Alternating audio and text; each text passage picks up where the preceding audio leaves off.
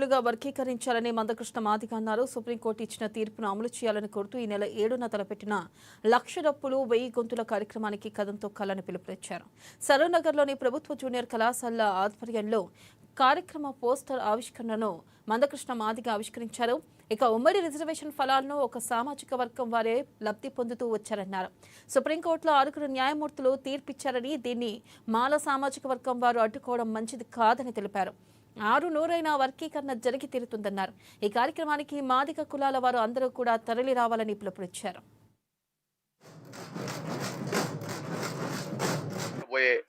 సాంస్కృతిక కార్యక్రమంలో ప్రతి ఒక్కరూ డప్పును సంకనేసుకొని రావాలి. డప్పు లేకుండా ఆ ప్రదర్శనకు రావద్దని నేను విజ్ఞప్తి చేస్తున్నాను. నీ తల్లిదండ్రుల మీద నీ గౌరవం ఉంటే నీ డప్పు మీద గౌరవం పెట్టుకో.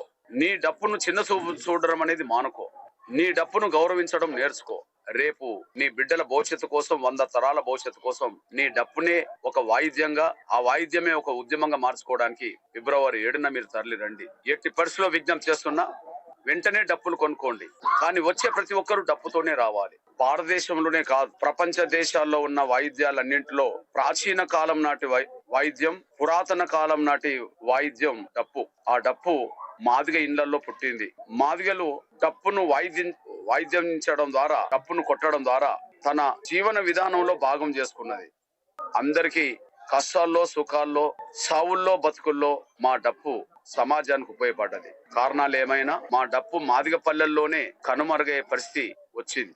మాలో చదువుకోవడం వల్లనో, మాలో కొంతమంది ఉద్యోగాలు చేయడం వల్లనో, మాలో కొంత జ్ఞానవంతులుగా ఎదగడం వల్లనో ఇప్పుడు డప్పు అనేది చదువుకున్నోళ్ళకు అవసరం లేదన్నట్టుగా, ఉద్యోగస్తులకు అవసరం లేదన్నట్టుగా, మాదిగల్లో ఎదిగిన మేధావులకు అవసరం లేదన్నట్టుగా, రాజకీయ నాయకులకు అవసరం లేదన్నట్టుగా డప్పును చిన్న చూపు చూసే పరిస్థితి వచ్చేసింది. కానీ ఆ డప్పే మా జీవన విధానం. ఆ డప్పు కొట్టే కళే మా తాత ముత్తాతలు జీవించడానికి, బతకడానికి, పొట్ట నింపుకోవడానికి మా డప్పే మాకు కడుపు నింపింది. ఇవాళ మేము చదువుకున్నామని, ఉద్యోగం చేస్తున్నామని, లేదా ఎంతో కొంత రాజకీయంగా ఎదుగుతున్నామని చెప్పి మమ్మల్ని మా తాత ముత్తాతల కాలం నుంచి పోషించిన